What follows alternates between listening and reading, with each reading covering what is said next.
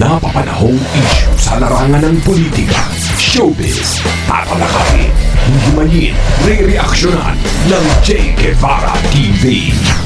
Che Guevara TV nga po pala, isang reactor ng mga viral issue na nagaganap dito sa Pilipinas.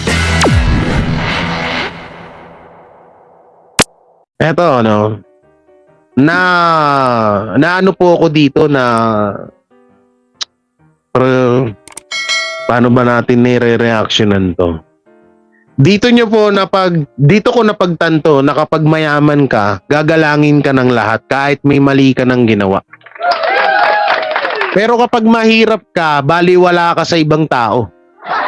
Mumura-murahin ka, sisigaw-sigawan ka. No?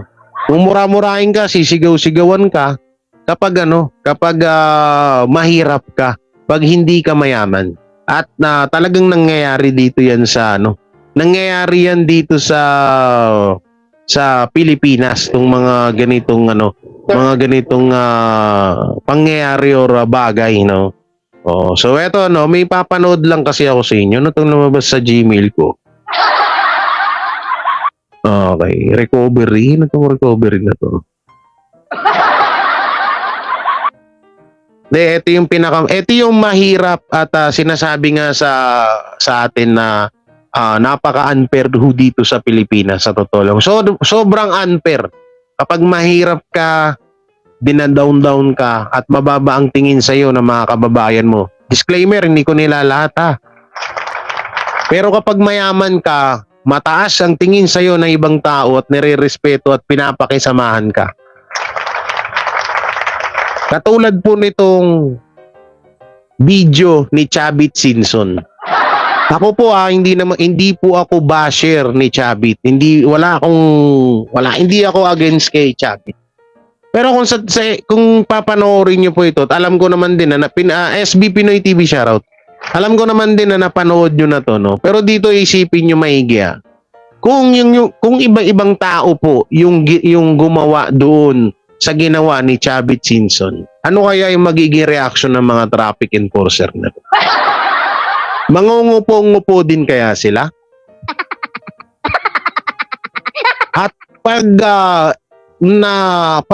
pangkaraniwang tao lang yung gumawa ng violation ni Chavit Singson, gagalangin din kaya nila katulad ng paggalang nila kay Chavit? Panoorin po natin. Hindi si Chavit yan.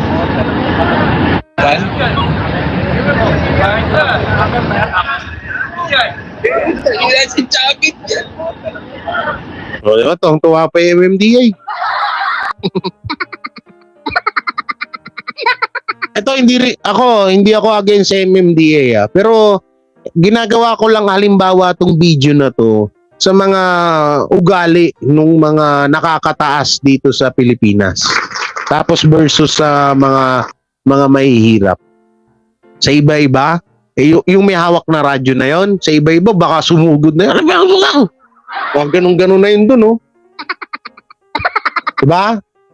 SD Pinoy TV, shoutout from California. Tama, Brad, yung pera ang nagtatanggol sa'yo. O, ito, panoorin natin.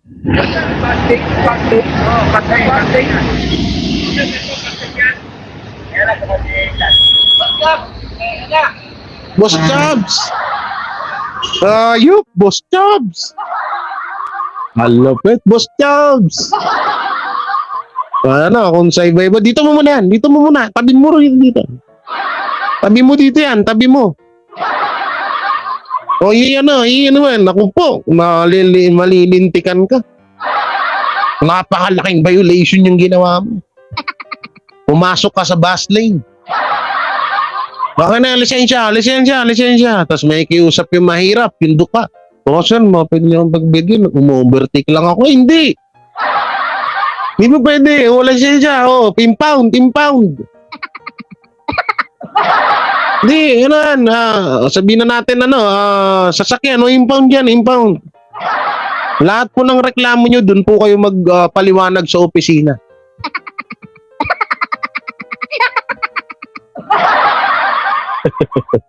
Ano naman to?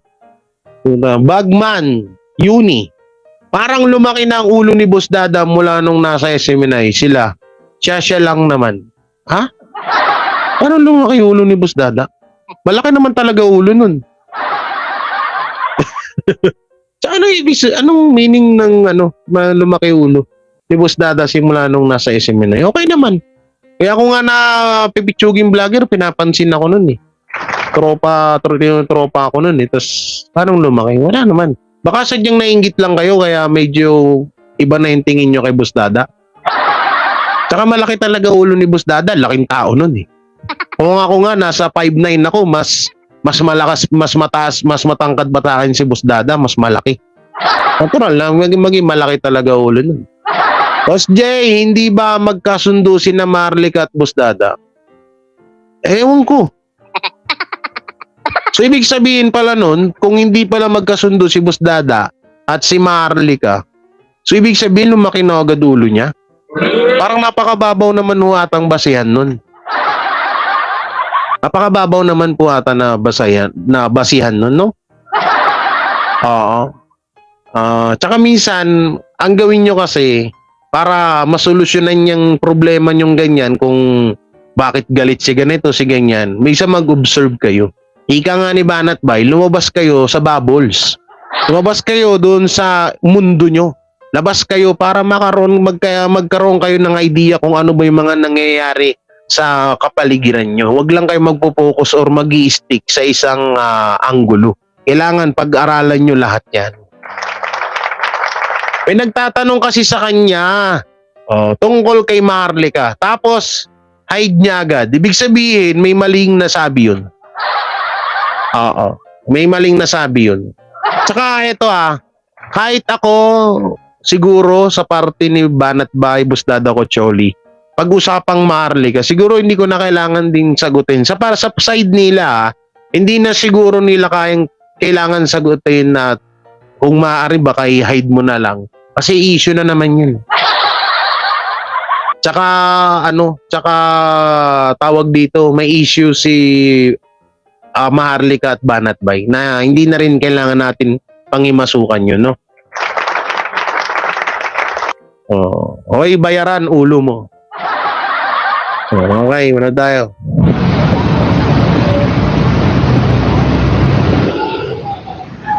Ito na yung opo. Opo.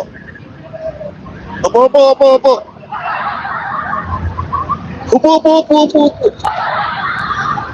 Yan, pasok na. Ayan, Opo.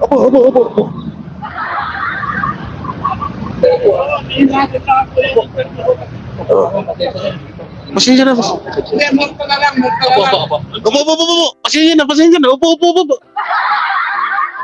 Hindi, ang ulitin ko lilinawin ko sa inyo, wala po akong problema dito kay Chavit Singson.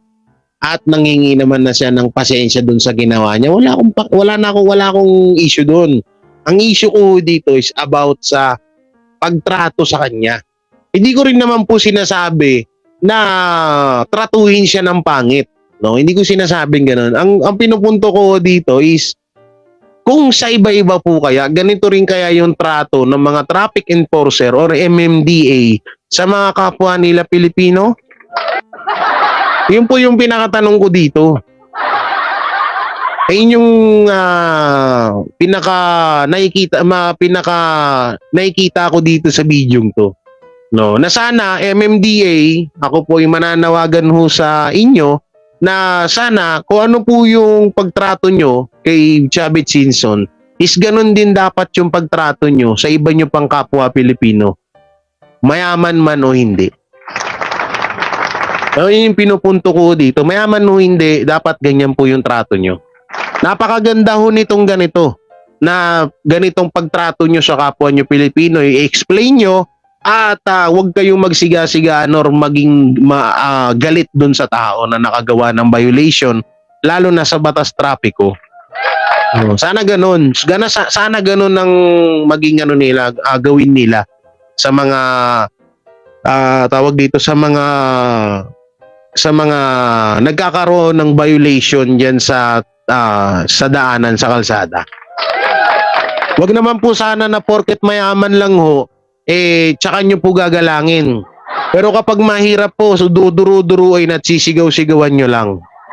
At eto po, may isa pa akong katanungan. Kung sakali pong naging high blood po ba dito, si Chavit Singson, magagawa nyo po kaya yung mga nagagawa nyo dun sa iba nating kababayan na sinisigaw-sigawan at pinapagalitan nyo? Kasi pakinggan nun natin maulit ha. Hindi, morta na lang, morta na lang. Overtake lang kami. Overtake lang. Opo, manong, pasensya na, pasensya. Opo, manong, pasensya na, pasensya. Dito naman, ang sarap naman mong pakinggan nun. Kasi ako po, naranasan ko po mahuli eh. At aminado din naman ako na mali ako. Pero sana, yung tipong nangyari kasi nun, nahuli na ako, at ako naman ay huminto dahil nagkaroon nga ako ng violation. Huminto naman ako, bumaba naman ako sa motor ko, pero ang nangyari nun, sinindak pa ako eh. Kaya hindi ko ugali yung ayoko sa lahat yung ang ugali ko sisindakin mo ko. Ayoko sa lahat yun. Pinakaayoko sa lahat yun. Yung tipong sisindak-sindakin mo ko na ako, kaya ko naman makipag-usap ng maayos sa'yo. Tapos ikaw sisindak-sindakin mo ko. Kahit pulis ka pa, ay nako po. Ano ko yan ha, pa yan ang pagkatao. Hindi ko naman sinasabing sobrang tapang ko, pero ayoko talaga ng ganun. So nangyari nun, sinindak-sindak ako. Grabe, pinaikutan pa ako. Pagpaikot sa akin, sabi ko, sir, ano pong violation ko na bakit kailangan nyo pa akong paikutan? Na samantalang nakababa naman ako sa motor ko. Sabi ko, nakababa ako sa motor ko, yung susi nasa motor ko, so bakit kailangan nyo ko paikutan at kailangan nyo ko sigaw-sigawan? Kaya nga po ako huminto dito sa gilid kasi nga alam ko naman yung violation ko. So nandito ako para makipag-usap sa inyo or makiusap sa inyo. Kaya kaya ako to ni-reactionan tong video na to na sana ang lahat ng MMDA, lahat ng traffic enforcer or ano pa yan na manghuhuli sa mga kapwa nila Pilipino ay sana ganito rin ang trato nila katulad nung kay Chavit Singson. Na sana maging mabait din naman kayo. Hindi yung porket mayaman, porket big time, ngayon first time ko sa tinagal-tagal ko ng nagmamaneho at nakakapanood ng mga nahuhuli. Bakit first time ko po ata nakitang ganito ang paggalang nyo sa kapwa nyo? Upo, pasensya na, upo. Biruin nyo ha, kayo pa ang nanghingi ng pasensya kay Chavit. Sino yung nagka-violation tapos kayo manghihingi ng pasensya? Yung paghihingi na or pagbigay ng or paghihingi ng pasensya in public ni Chavit Singson is napakaganda pong ginawa niya noon. At hindi ho natin kina-question yun ha. Ang kina-question ko dito bakit takot yung MMDA kay Chavit? Parang galang na galang. Kaya nga ang tanong ko paulit-ulit ko tinatanong, kanina ko pang paulit-ulit na sinasabi, na kung ganito rin ba kaya yung MMDA at ibang traffic enforcer sa mga nahuhuli nila ng mga kapwa din nila Pilipino ng mga hindi kasing yaman ni Chavit. Kasi ako naranasan ko kasi ito. Sana ganito yung ituring nila sa lahat, no? Sa lahat, sana ganito. Napakasarap nito kung ganito. Yung mga mahihirap, hihinto, humilindol.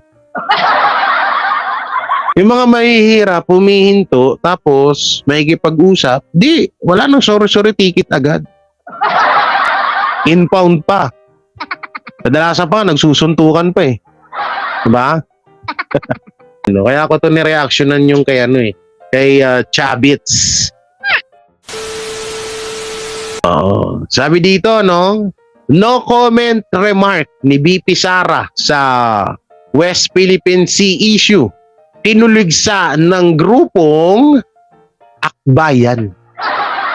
So yung Akbayan party list na to, sino po ba ang pinaka-head nito or member na nakikita nyong bida-bida ngayon? Panoorin natin ng grupong Akbayan si Vice President Sara Duterte matapos nitong sabihin na no comment siya sa issue ng lumalalang tensyon sa West Philippine Sea. Ayon sa Totoo yung sinabi ni DDS sa US, to. No comment ang sinabi ni VP Sara, pero ang daming comment na binigay dito sa no comment ni VP Sara. Grabe, no? Wala pang nasasabi yan, ha? Pero may opinion na agad sila. Galit na daw sila. Ang itatawag na natin sa kanya is bida-bida. No, lupit, no? Wala pa, no comment pa lang sinabi ni VP Sara dyan. May nasasabi na sila. Paano pa kaya kapag may nasabi na talaga, di, nako po, di sandamakmak na diskusyonan na naman to. President ng Akbayan na si Rafaela David, lalo lamang napatutunayan nito ang anilay mapanganib na pakikipag-alyansa umano ng Vice Presidente sa China. Dagdag pa nito, ang no-comment remark ng Vice Presidente ay mga salitang pagtatraidor ng pangalawang pinakamataas na opisyal ng... Alam niyo po ba kung sino tong nag-comment na to? Itong nag-post na to? Sino nakakatanda sa inyo? Natatandaan niyo pa po ba siya? Natatandaan niyo pa po ba ito? Wait lang, hanapin ko yung picture niya. Natatandaan niyo pa siya? Ito. Ayan. Ang Vice President. Yan. Natatandaan nyo pa siya? Yan o. Natatandaan nyo pa yung mismong babaeng yan. Sino nakakatanda? Dali ba kung sino yung pinakamatatas ang memorya dyan? Panoorin nyo. Oo. Sino ba yung nagsalita ng traidor si BP Sara? So tingnan nyo rito. Nasa Davao ang ilang taga-Senate Sergeant at Arms para sa Bata ni ano yun, ni kay Bida-Bida. Pastor Apollo Kibuloy. Pinalmahan naman ni Pangulong Marcos ang paglalatag ni Kibuloy ng kondisyon para sumuko. May report si Ian Cruz. Kung sino pa ang akusado, siya pa ang nagbibigay ng kondisyon sa gobyerno. Yan ang sagot ni Pangulong Marcos sa mga hiling ni Pastor Apollo Kibuloy para sumuko. It seems to me a little bit tail wagging the dog. Tail wagging, na siya magbibigay ng kondisyon sa gobyerno doon sa kaso na akusado siya sa warrant of arrest. Hindi raw dapat mangamba. Ang galing ng Pangulo natin, no? Palakpakan. Ang galing ng Pangulo natin kasi ang galing niya rin manghusga. Palakpakan natin. Oo, ang galing nila manghusga, no? Hindi. So dito sa video to, talagang sa madaling salita is kagustuhan din pala talaga ni Pangulong Bongbong Marcos na makulong itong si Pastor Apollo Kibuloy. No? So yung bagay, pinirmahan niya nga eh. So, ibig sabihin talagang paniwalang-paniwala sa lahat ng kaso ni Pastor Apollo Kibuloy. So ibig sabihin, pinapaniwalaan niya talaga si Risa Ontiveros. Pero ang tanong doon, bakit kaya hindi naiisip ni Pangulong Bongbong Marcos yung kaso ni Risa Ontiveros about PhilHealth na nasa 1 billion pesos po yun, na di hamak na halos medyo kapantay ng kaso ni Pastor Apollo Kibuloy yun. Napaisip lang naman po ako na bakit kaya yun hindi nasisita ni Pangulong Bongbong Marcos. Bakit kaya ito kay Kibuloy nasisita? O speaking baka may magsabi dyan na tansuan, matagal na yung kay Risa eh. O ba't yung kay Kibuloy, matagal na rin yan, ba't inungkat at binuhay pa? Ganun lang yun eh. Kaya hindi nyo kami masisisi, ba't nagtataka kami na puro na lang sila Kibuloy. Bakit etong kay Risa hindi nila maasikaso? Tsaka isa pa, ito pa yung pinakamasakit dyan. Napakalaking utang na loob po ni Pangulong Bongbong Marcos kay Pastor Apollo Kibuloy. Alalahanin nyo, ginanap, no? Ginanap ang tawag dito, ang debate ng mga tatakbong pangulo sa SMNI. Kung matatandaan nyo, hindi pumunta si Lenny. Sino pa yung mga tumatakbo nun? Sino pa yung mga tumatakbo nun? Si Lenny, si Isko, si Pacquiao, Sino pa yung mga tumatakbo? Si Lacson, di ba? Hindi sila baka gusto nyong panoorin pa natin, no? Nandito naman yun eh. Oh, tingnan nyo, ang mga dumalo, yung mga underdog. Kasi meron ako nababasa minsan na na bakit daw kailangan na sabihan ni Pastor Apollo Kibuloy na walang utang na may utang na loob daw si BBM kay Pastor. So ito po yung dahilan nun, no? Panoorin nyo to, ha? SMNI debates ang apat na presidential. Ulitin ko, baka nagkamali ako ng pandinig. Wait lang. Oh. Pumarap sa SMNI debates ang apat na presidential. SMNI debate. SMNI debate. Candidates kagabi. Uminit ang debate nang mapag-usapan na ang issue tungkol sa New People's Army o NPA. Nakatutok si Rafi Tima. Alam nyo ba, no? Alam nyo ba na kaya hindi daw dumalo sila Lenny, Isko, Manny Pacquiao at kung sino pang mga tumatakbong presidente ng mga panahon na yon ay dahil sa SMNI ginanap na alam naman nila na number 1 nakakampi ni Marcos ang SMNI. Pero bakit ngayon tinatarantado si Kibuloy? So sino ngayon ang kailangan nating kampayan? Yung taong walang utang na loob o yung taong tumulong sa presidente natin ngayon? Mag-isip-isip kayo, ha. Ito yun, panoorin nyo. Isa pa lang ng pagtatanong ng panelist. SMNI. Carlos, isang Larita Carlos. foreign policy ang ibinato sa apat na kandidato na dumalo sa SMNI presidential debates kagabi. If the Quad were to become a collective security alliance, you as our country's chief architect of our Asa na? Ito na. Yun yung video, SMNI. Kaya walang nagsipuntahan dyan kasi nga alam nilang kakampi ni Marcos etong si Pangulong Bongbong Marcos. Na alam na logo SMNI laki-laki kabilaan Doon pa lang ang laking tulong na kay Marcos niyan. Pero binaliwala ni Marcos 'yan. Kasi nga tapos na ang kanyang kailangan. Ngayon, na oras naman dapat na para tulungan niya si Pastor pero nilaglag niya. Yung mga tumatakbong presidente, yung mga ano tawag dito, independent, tama ba? Independent ang tawag dito sa mga presidente na to na walang mga partido. Iba naalala ni BBM na SMNI lang ang nagbigay importansya sa kanya para di siya masyadong masunog sa debate. Tama. Kaya nga paulit-ulit ko itong sinasabi, paulit-ulit ko itong ipinamumuka sa mga Tansu supporters. Na alam niyo yun na noong panahon na yon ABS-CBN, GMA, TV5 against to Marcos yan, tandaan niyo yan. Against to Marcos ang mga network nun na talagang mababaon si BBM pag sa oras ng debate. Pero SMNI lang ang nagsalba sa kanya. Pero ngayon tingnan nyo, nakakalungkot lang at ang sakit lang talagang mapakinggan at panoorin na yung tumulong sa kanya noon ay binabastos niya na ngayon. Ayan baka mamaya sa inyo, baka sabihin nyo AI na naman yan ha. Hindi AI yan ha. SMNI yan. SMNI. Ayan, gera yan. Ang apat na kandidato, kapwa namang nagsabing handa silang isa publiko ang kanilang salin.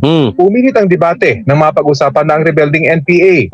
Tanong sa mga kandidato, kaibigan ba sila o kaaway? Wala na tayong ibang maaaring sabihin kundi tratuhin sila ng kalaban dahil kinakalaban tayo. Kaya tratuhin silang kalaban dahil kinakalaban tayo. Pero bakit kakampi mo si Bida-Bida? Di ba? Sino ba ang tumutugis ngayon kay Kibuloy? Di ba si Bida-Bida? Si Bida-Bida naman ay isang NPA. Dito pa lang, nabudol na tayo. natin pagtanggol ang ating sarili. Sorry, ako kaaway. I-review natin ang ating mga agreements, buksan natin ang ating pag-uusap. Tuloy. Ito po yung isang napakalaking halimbawa or napakalaking utang na loob po ni Marcos kay Pastor Apollo Kibuloy. Na hindi po natin nakitang tumanaw man lang siya ng konting utang na loob kay Pastor Apollo Kibuloy. Isa pa, totoo, libre pa to, walang bayad. Tapos ngayon, sasabihin na, ano yun? Ano yung binibintang kay Pastor Apollo Kibuloy about sa pera? Anong kaso yun? Diba? Ang sakit, no? Kaya sabi ko, di kasi ito ang taong walang sapat na utang na loob, tandaan nyo ito ang taong walang utang na loob, napakaano po yan, napakasamang ugali po yan. Napakasamang pag-uugali po ang taong walang utang na loob sa taong may malaki ka dapat na utang na loob. Tingnan nyo ngayon, asan na yung tinatawag nating utang na loob dito sa mga pinagsasabi ni Pangulong Bongbong Marcos? Hindi raw dapat mangamba si Kibuloy na makikialam sa kanyang mga kaso ang Amerika. All the proceedings will be fair. Now, as to the involvement of the United States, malayo pa yan. That's going to take years. Sa isang audio recording na inilabas itong Sabado, sinabi ni Kibuloy na may sabwatan ng gobyerno ng Pilipinas at Amerika para siya'y maaresto. Bigyan ninyo ko ng garantiya na hindi mangingialam ang mga puti sa kasong ito sa Pilipinas. Hindi mangingialam ang FBI, ang CIA, ang US Embassy. Kung hindi po ninyo magbibigay sa akin in a written form ang mga kondisyones na ito, hindi po niyo makikita ang pagmumukha ko. Giit ni Justice Secretary Jesus Crispin Remulla, batas ang masusunod at hindi ang mga kondisyon ni Kibuloy. May hamon naman si Senator Risa Ontiveros. Ito na po si Bida-Bida. Kaya nga sobrang sobrang sa feeling siya, sa pakiramdam ni Pastor Apollo Kibuloy, alam mo para siyang nilamutak dito na yung mga tinulungan niya, tapos yun pa pala yung mga hamak sa kanya sa bandang uli. Kay Kibuloy, lumabas ka na sa lungga mo. Ay grabe. Total, nagpapa-interview ka naman sa mga vlogger. Ay grabe. Magpa-interview ka na rin sa amin sa Senado. Wala kang katiting. Total, nagpapa-interview ko naman sa mga vlogger. Ma'am Risa, gusto nyo, turuan ko po kayo maging vlogger. Libre lang po, ako yung magiging tutorial. Tulungan ko po kayo para maging vlogger po kayo. Kasi parang parang nagsiselos po kayo sa mga vlogger na katulad namin. Gusto nyo, kami na lang. So palit po tayo, ako maging senador, kayo po maging vlogger. Total, di ba? Nakapokus naman po kayo kay Pastor Apollo Kibuloy. At hindi naman kayo nakapokus sa iba pang issue dito sa Pilipinas. So kung gusto nyo po, pahiramin ko po kayo ng channel ko. Ako na magiging senador para kahit naman papano yung iba pang problema sa Pilipinas, ma-actionan ko. Para naman po hindi lang lagi si Kibuloy yung yung napagpupukusan ko. Oo. Gawin ko naman po na iba naman. Total, parang gusto nyo naman po atang maging katulad ko na vlogger. At parang may magpalit na lang po tayo. Kayang-kaya ko naman po yan eh. Hey ma'am Bicolana, shoutout po. Kayang-kaya ko naman po yan, ma'am. Kasi lumalabas po dyan sa sinabi nyo, parang nagsiselos po kayo na sa aming mga vlogger na kapag sila, na-interview namin si Kibuloy, pero ikaw hindi. Gusto nyo po, magpalit na lang po tayo. Ako senador, kayo vlogger. Siguro doon yung mga iba pang mga kaso sa Pilipinas, magagawan ko pa ng aksyon. Yung ibang kaso sa Pilipinas, ma-resolve ko pa or mas mapagtutunan ko pa ng pansin. Kasi hindi naman, ito po yung pinakamalaking sampal po sa inyong lahat dyan sa gobyerno, no? Pasensya na po kayo medyo masakit po itong sasabihin ko. Hindi naman po nakabase ang Pilipinas kay Pastor Apollo Kibuloy. Bakit si Pastor Apollo Kibuloy na lang ang laging pinagtutuunan nyo ng pansin? Ay sabi nyo para kayo sa mga kababaihan, sa kabataan. Bakit lahat po ba ng kababaihan at kabataan dito sa Pilipinas nakadepende kay Pastor Apollo Kibuloy? Hindi naman po, di ba? Eh bakit si Pastor Apollo Kibuloy lang yung pinagtutuunan nyo ng pansin? Bakit di nyo pinagtutuunan ng pansin yung iba pang problema ng kababaihan at kabataan dito sa Pilipinas? Kaya ang hirap sa inyo dyan. Diba? Kaya sabi ko sa'yo, mas deserve ko pang maging senator kaysa sa inyo eh. Yung sa Ruder, shoutout. Ayos yan, Jay. Ang galing mo talaga. Hindi totoo naman eh. Hindi naman bakit? Yung ibang kababaihan, yung ibang kabataan, tayo, nakadepende ba tayo kay Pastor Apollo Kibuloy? Doon na lang ba nakasalala yung buhay natin? Diyan ba umiikot yung buhay ng mga Pilipino kay Pastor Apollo Kibuloy? Hindi naman bakit puro si Pastor Apollo Kibuloy na lang ang napagtutuunan ng pansin ng gobyerno? Bakit yung ibang problema ng Pilipinas ayaw nilang pagtuunan ng pansin? Speaking of Kibuloy, i-connect natin dito yung West Philippine Sea. Hindi naman din lahat ng Pilipino nakapaikot lang or umiikot ang buhay dyan or mas kailangan namin yung West Philippine Sea na yan. Bakit hanggang ngayon West Philippine Sea pa rin kayo? Puro kay Duterte, Kibuloy. Bakit? Si Kibuloy ba kapag pinag-usapan nyo po ba si Kibuloy na walang humpay na palagi nyong pinag-uusapan si Pastor Apollo Kibuloy, bababa po ba yung bababa po ba yung presyo ng bigas dito sa Pilipinas? Bababa po ba yung presyo ng bigas ng Pilipinas dito sa bansa natin? Kung yun naman, kagaya na sinabi nyo, Ma'am Risa, parang gusto niya naman maging vlogger. Total, may nagpapalipad din naman dito. Siguro mga 1 year, kayang-kaya nyo nang makuha dito yung 100 million na offer sa ulo ni Pastor Apollo Kibuloy sa palipad. Magpalit na lang po tayo. Ako magiging senator, kayo po maging vlogger. Galing mo talaga, Jay. Pwede kang maging senador. Hindi, totoo naman kaso sabi nyo, para kayo sa Pinas. Para kami sa Pinas, sa mga kabataan, kababaihan. Bakit? Yung kabataan ba sinasabi mo, nakadepende lang kay Kibuloy? Hindi naman nakadepende kay Kibuloy yun bakit nakapokus ko lang lagi kay Kibuloy? Akala ko ba para ka sa kabataan, sa kababaihan? Kung gumawa ka sana ng isang batas dyan na para sa kababaihan na magkaroon ng trabaho, magkaroon ng trabaho yung mga single mom o kababaihan, diba? Bibigyan kita ng idea para mas matuwa sa yung tao, Yung mga single mom, isa sa mga pinakamalaking problema ng mga single mom, yung pinagkakakitaan. No, wala silang pinagkakakitaan. Ba't ayaw mong pagtuunan ng pansin yun? Gumawa ka ng batas, gumawa ka ng aksyon na mabigyan mo ng sapat na trabaho at matugunan yung pangangailangan ng mga single mom dito sa Pilipinas. Di doon, mas lalong mas lalo ka pang makakahangaan ka pa ng tao. Hindi yung puro ka Pastor Kibuloy, Kibuloy ng Kibuloy. Unti na lang magiging kamukha mo na si Kibuloy. Speaking of kabataan, maraming kabataan na nakikita natin sa lansangan, di ba?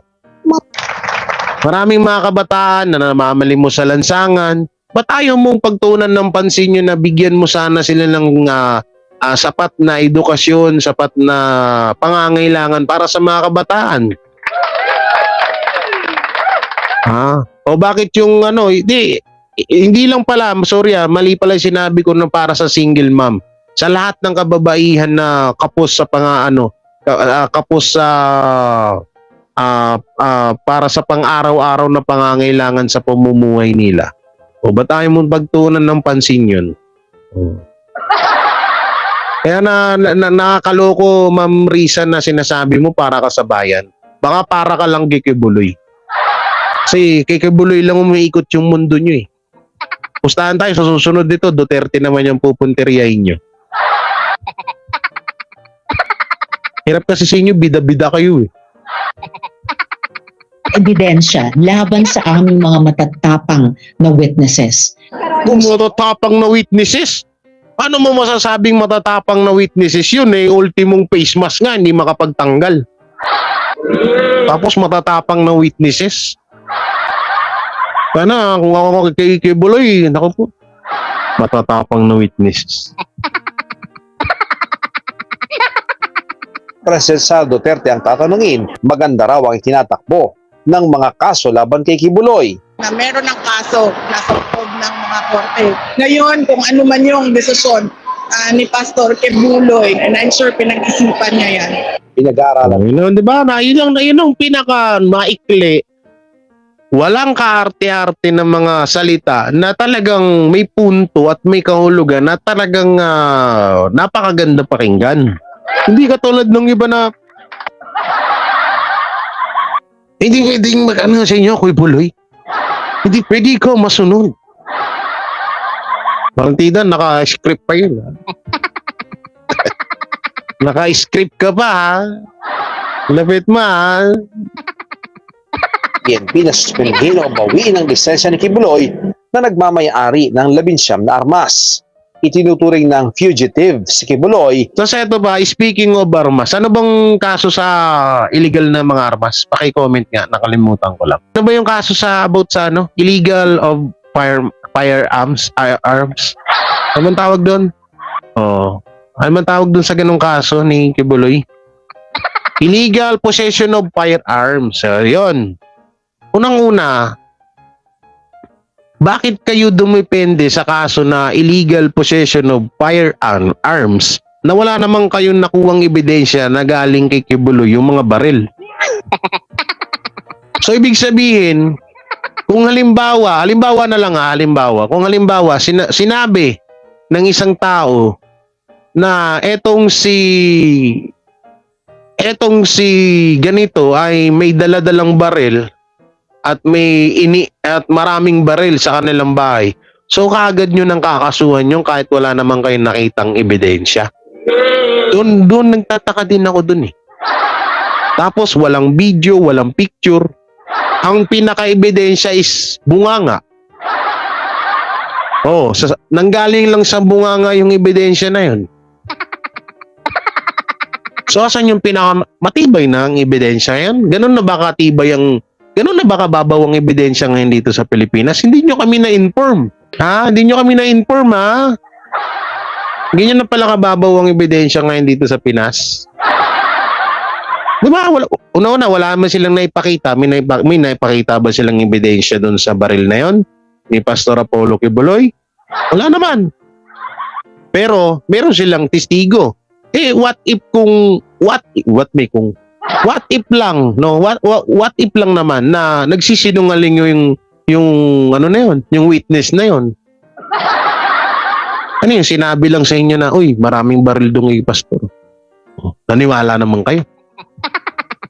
So, ibig sabihin pala, total, bibig lang naman ang pinagbabasihan nyo. So, ibig sabihin, totoo nga yung sinasabi ni Maharlika. So, ibig sabihin, totoo pala yung sinasabi ni Maharlika, no? Okay. Kasi, una-una, totoosin, mas matibay pa nga yung kay Maharlika kasi may pinapakita siyang ebidensya. Pero kayo, wala naman eh. Okay, tuloy pa natin. Sabihin, pwede na siyang arestuhin kahit ng isang sibilyan. Ang sino man pong individual na magkakanlong sa isang taong alam po niya na ito po ay wanted at pinaghahanap po ng batas ay maaari po siyang maharap sa... no? Pinatrabaho talaga nila. No? So, Boss Banat Bay, baka pwede naman, chat mo sa akin. Pambili ko lang ng computer, setup, motor. Wala pa akong motor eh. Pambibili ko lang ng yung pabuya. Pag nahuli si Pastor Apollo Kibuloy, pambili ko lang ng computer, isa pang cellphone. Kasi marami kaming gumagamit itong cellphone na to eh. Bali, computer, yung talagang pang habang buhay ko na magagamit. Tapos motor, para kapag nagyaya si Boss Banat Bay sa BGC kumain, makakapunta agad ako. Puro pa naman. Magkano rin yun? Kahit bigyan na lang kita ng kahit ati na lang tayo. Ako na lang magsusurrender kay pastor. Yun na, boss, para may pambili lang akong computer para hindi na teka, para hindi na ako iniinsulto ng mga tansu vlogger na teka daw yung live ko. Oo. Mukhang may pabuya, di ba? Malaki, magkano yun? 200, halimbawa, kung yung pabuyan ng Amerika ay 100 million, so, alam mo, kahit 50 million lang sa akin, sobrang laki na. Kahit nga 20 or 1 million lang eh. Hindi naman ako gahaman sa pera eh. Pambili lang akong computer, motor, tapos mapabubungan ko na yung bahay ko doon sa taas. Para hindi na ako nangungupahan. Ano na yun? Sige, okay na yun. Mas banat ba? Baka naman. Ina. Ay, grabe, no? Obstruction of justice po. Sinisika pa ng GMA Integrated News na makuha ang panig ni Kibuloy. Ian Cruz nagbabalita para sa GMA Integrated News.